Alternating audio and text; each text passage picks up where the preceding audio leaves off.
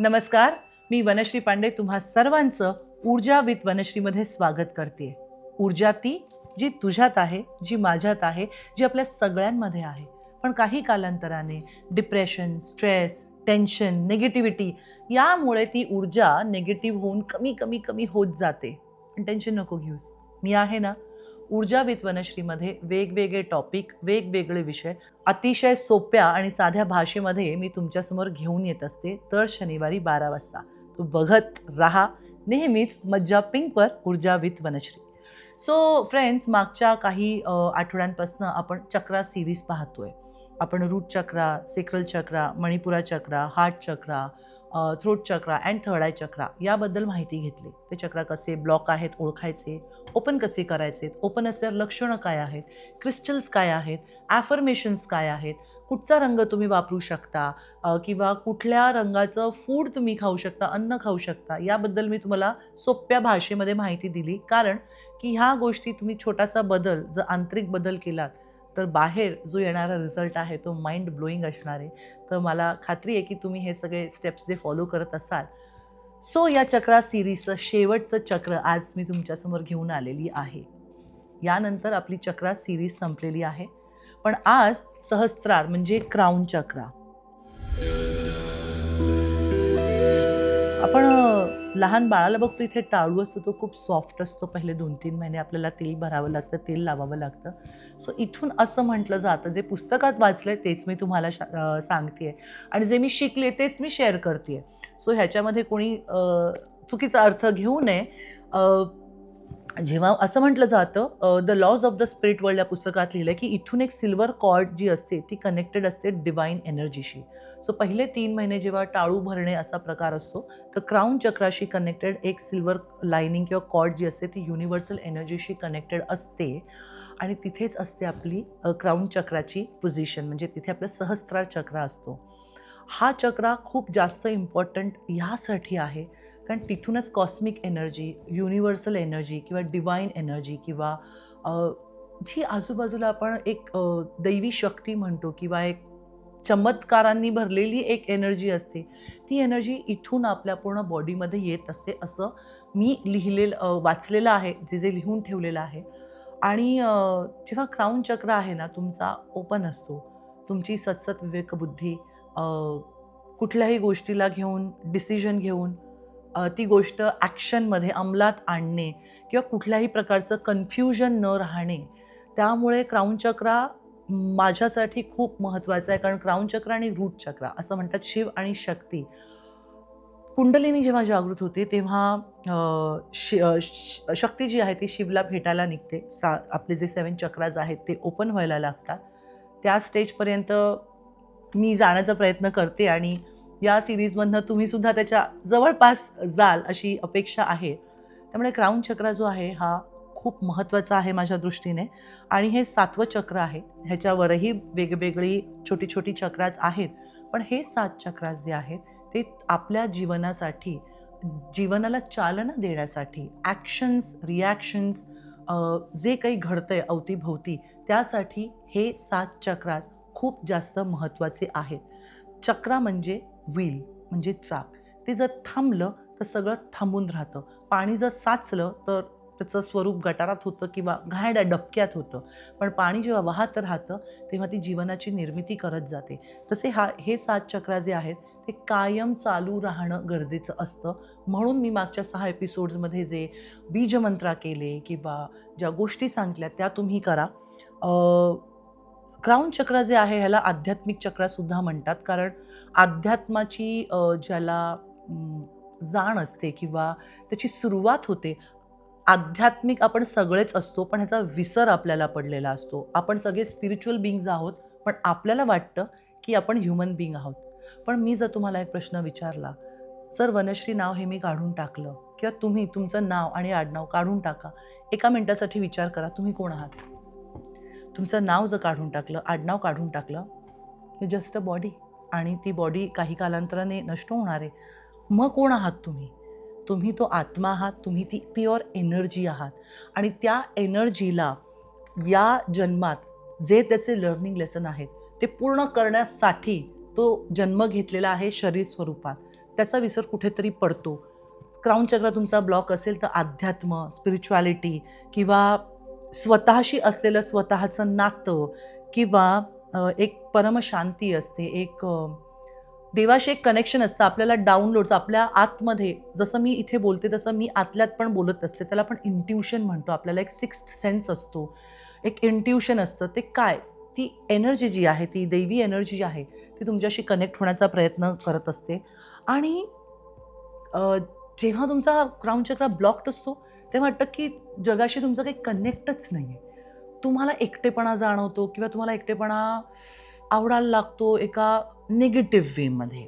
माणूस घाणी व्हायला लागतात लोकं जेव्हा तुमचा क्राउन चक्र बंद असतो. हे ब्लॉक चक्राची लक्षणं मी सांगते आहे.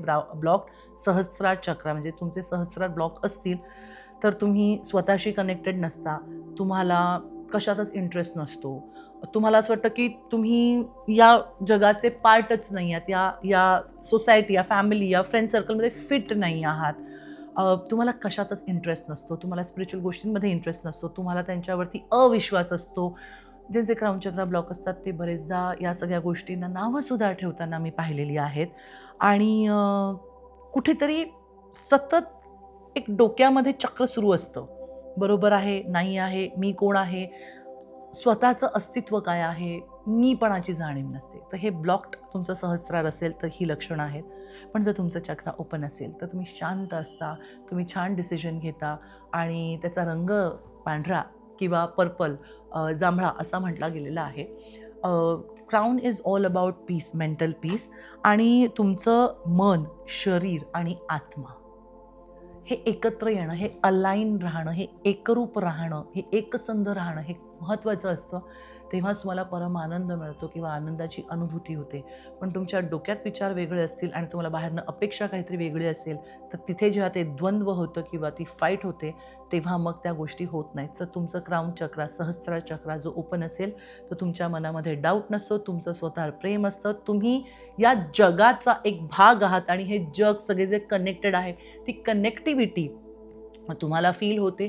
तुम्ही स्वतः तर ग्रो होता, पण काहीही जेलसी न बाळगता, कॉम्पिटिशन न ठेवता तुम्ही इतरांना सुद्धा तुमच्या वाढीमध्ये किंवा तुमच्या ग्रोथमध्ये सहभागी करून घेता.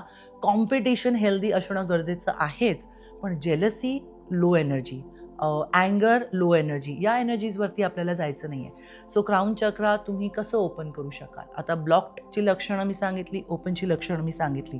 आता सहस्रार तुम्हाला जर ओपन करायचा असेल तर पांढऱ्या रंगाचे कपडे घालणं उत्तम पर्याय आहे. पर्पल कलर किंवा जांभळा कलर ह्याचे कपडे घालणं किंवा वॉलपेपर एखादा तुम्ही लावू शकता घरामध्ये त्या रंगाचा किंवा एमेथिस्ट क्रिस्टल येतं किंवा क्लिअर क्वार्ट्ज, हे तुम्ही हातामध्ये घालू शकता. आणि ब्लॉक्ड क्राउन चक्र जेव्हा असतो ना, तेव्हा तुम्हाला इगो येतो. माझ्यामुळे, मी आहे म्हणून. ह्या सगळ्या गोष्टी तुम्ही दुसऱ्यांना असे की तुसडेपणा करायला लागता. ब्लॉक असेल तर तुम्ही विचार करा, तुम्ही तुमच्याकडनं हे होत असेल, इट्स ओके. पण ते कंटिन्यू करू नका. आणि ज्याचा चक्र सहस्रार ओपन असतो ना, त्याच्याकडे अहंकार नसतो. तो स्वतः पण वाढतो आणि तो इतरांना सुद्धा वाढण्यासाठी मदत करतो. सेवाभाव तुमच्यामध्ये असणं, कंपॅशन, ग्रॅटिट्यूड आणि सोशल सर्व्हिस. तुमचं जर क्राउन चक्र बंद असेल तर तुम्ही सोशल सर्व्हिस करायला सुरुवात करा. दुसऱ्याला देण्याने आपल्याकडचं कमी होत नाही, पण त्याच्या झोळीमध्ये 2% तरी वाढतं.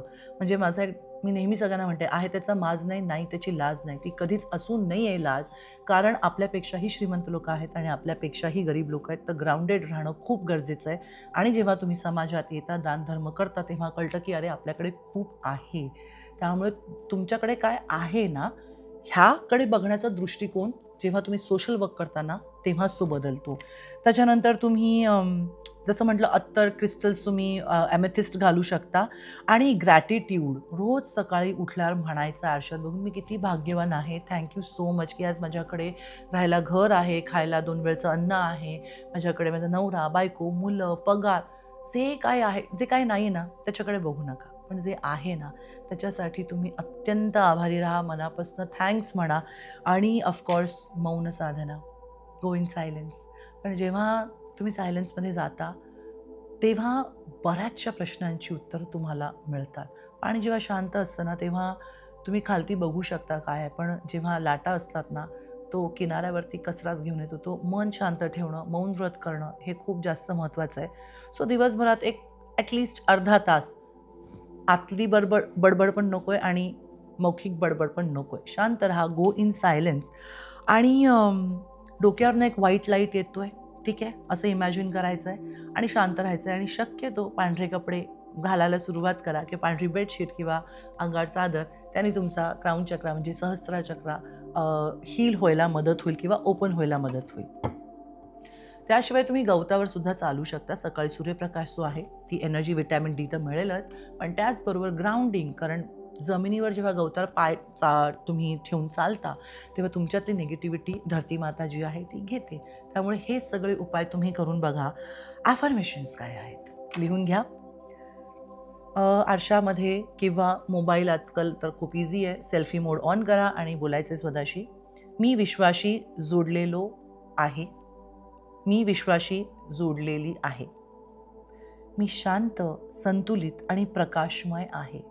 मी शांत, संतुलित आणि प्रकाशमय आहे. माझ्या आत दैवी ऊर्जा प्रवाहित होते. माझ्या आत दैवी ऊर्जा प्रभावित होते. मी विश्वाच्या प्रेम आणि ज्ञानाचा भाग आहे. मी विश्वाच्या प्रेम आणि ज्ञानाचा भाग आहे. मी माझ्या आत्म्याच्या खऱ्या स्वरूपाला ओळखतो किंवा ओळखते.